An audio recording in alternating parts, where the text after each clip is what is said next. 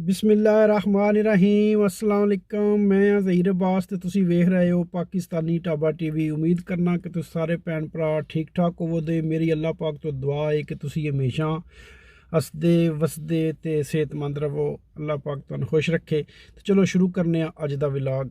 अज असी जेह्ड़ा नॉर्मल ते ढाबे दा इरादा सी, लेकिन हुण फिलहाल जा रहे हैं असी मुहब्बत खां वाले। मुहब्बत खां वो शख्सियत है ਜਿਹੜੀ ਲਾਸਟ ਟਾਈਮ ਸਾਡੀ ਪਾਰਟੀ ਇਕੱਠੀ ਹੋਈ ਸੀ ਤੇ ਉੱਥੇ ਜਿਹੜਾ ਨਹੀਂ ਮੇਰੀ ਜੁੱਤੀ ਪਾ ਕੇ ਟੁਰ ਗਿਆ ਸੀ। ਠੀਕ ਹੈ, ਅੱਜ ਅਸੀਂ ਉੱਧਰ ਜਾ ਰਹੇ ਹਾਂ ਤੇ ਅੱਗੋਂ ਫਿਰ ਜਿਹੜਾ ਨਹੀਂ ਵੇਖਦੇ ਆ ਕੀ ਬਣਦਾ।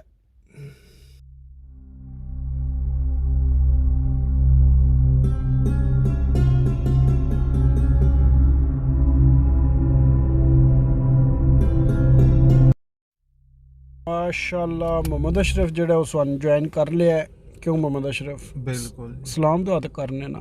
अस्सलाम वालेकुम। लो जी माशाल्लाह हम इधर मोहब्बत खां के घर में आ चुके हैं और सारे दोस्त अजीज़ बैठे हुए हैं।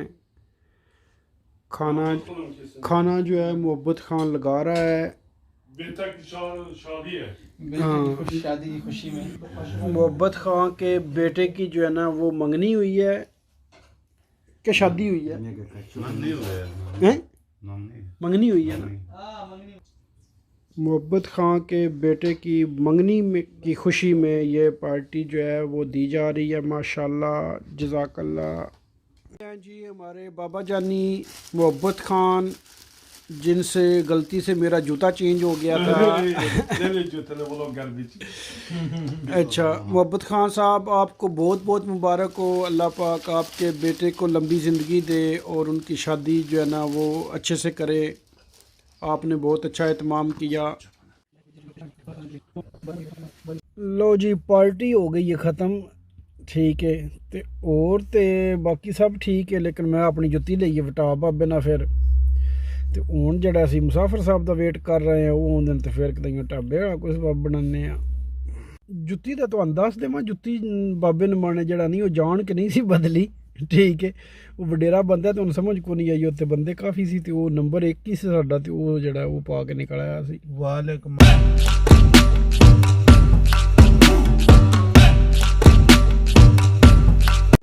लो जी ये बजाय कि जरा असी ढाबे ते जाइए असी वापस घर आ गए हैं। इत्थे मुसाफिर साहब ने लाया क्योंकि अज कपड़े भी सुकाने सन, वो मशीन में पाए सन तो टाइम वैसे भी 2-2:30 का हो चुके हैं। मोहम्मद अशरफ का भी कोई अज एडा मूड नहीं है, वैसे भी इतवार है तो मोहम्मद अशरफ ने हुण घर लाना।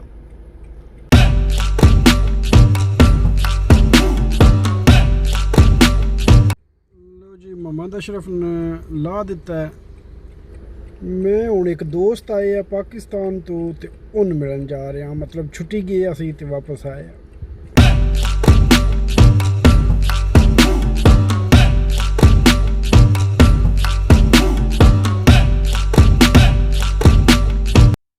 लो जी आज और जिस बड़ी सोहनी बर्फी खानी है पाकिस्तान की स्पेशल बर्फी चौधरी बर्फी चंगी जाती है।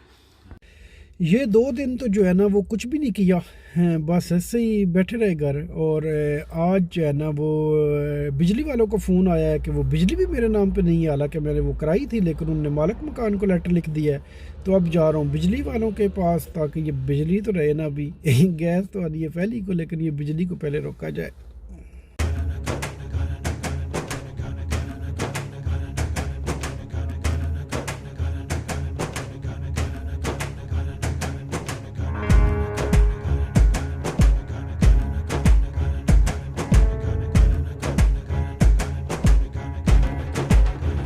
बिजली वाले को जी 2 मिनट लगे तो बिजली वाले को फारग हो गए हैं। ठीक है, और उन्होंने क्या है कि बिल्कुल सब अच्छा है। ठीक है, उस डेट तो पहले तो उन्होंने को लेटर लिखे है मालिक मकान ने। ठीक है, तो वो घबरा गया है सही है, और उसमें फ़ोन कार्ड मारे है, लेकिन ये सब कुछ ओके, अल्लाह का शुक्र है।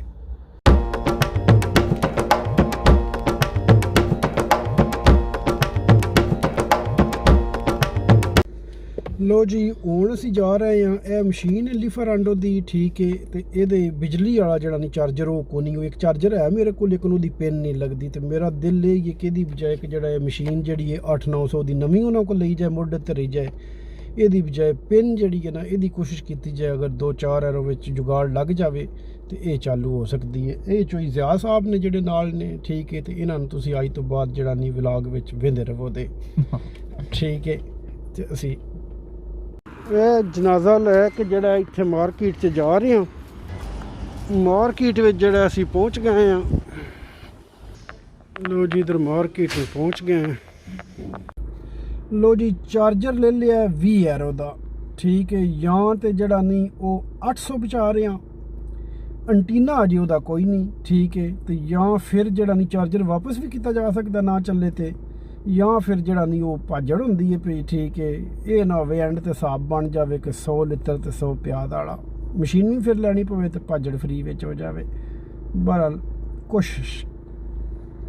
ਲੋ ਜੀ ਅੱਲਾ ਦਾ ਸ਼ੁਕਰ ਹੈ ਜਿਹੜਾ ਮਸ਼ੀਨ ਮੈਂ ਚਲਾ ਦਿੱਤੀ ਹੈ। 20 ਐਰੋ ਲਾ ਕੇ ਤੇ ਰੁਪਈਆ 700-800 ਬਚਾ ਲਿਆ। ਇਹ ਸਾਰਾ ਸਮਾਨ ਜਿਹੜਾ ਇਹ ਸਾਂਭ ਰਹੇ ਹਾਂ ਤਾਂ ਕਿ ਜਿਹੜਾ ਨਹੀਂ ਥੱਲੇ ਗਰਾਜ ਵਿੱਚ ਰੱਖ ਦਿੱਤਾ ਜਾਵੇ।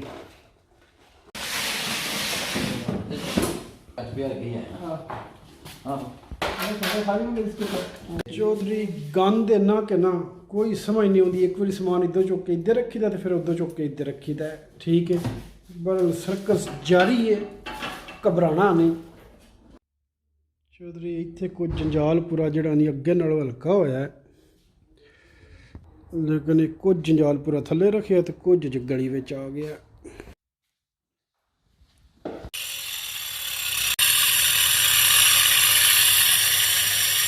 ਅੱਜ ਜਿਹੜਾ ਜਵੇਦ ਭਾਈ ਬਹੁਤ ਖਤਰਨਾਕ ਕੁਕਿੰਗ ਕਰ ਰਹੇ ਨੇ ਔਰ ਆਉਣ ਵਾਲੇ ਵਕਤ ਦਾ ਬਹੁਤ ਖਤਰਨਾਕ ਕੁੱਕ ਹੋ ਸਕਦਾ ਜਵੇਦ। ਮਾਸ਼ਾਅੱਲਾ ਜੀ ਮੁਹੰਮਦ ਅਸ਼ਰਫ ਵੇਖ ਲਓ, ਅਸੀਂ ਅੱਜ ਰੈਸਟ ਕਰਾ ਰਹੇ ਹਾਂ ਮੁਹੰਮਦ ਅਸ਼ਰਫ ਨੇ, ਕਿਉਂਕਿ ਮੁਹੰਮਦ ਅਸ਼ਰਫ ਠੇਕੇ ਵੱਲੋਂ ਥੱਕੇ ਹੈ, ਠੀਕ ਹੈ। ਤੇ ਠੇਕਾ ਮੁਹੰਮਦ ਅਸ਼ਰਫ ਐਸਾ ਲੈ ਲਿਆ ਕਿ ਮੁਹੰਮਦ ਅਸ਼ਰਫ ਨੇ ਕੋਈ ਸਮਝ ਨਹੀਂ ਪਈ ਆਉਂਦੀ ਬੌਣ ਕੀ ਬਣਦਾ।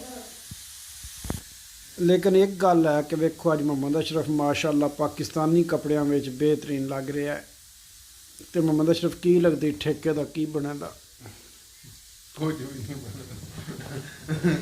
ਪਤਾ ਨਹੀਂ, ਕੋਈ ਪਤਾ ਨਹੀਂ ਕੀ ਬਣਨਾ ਕੀ ਬਣਦਾ ਹੈ। ਅੱਛਾ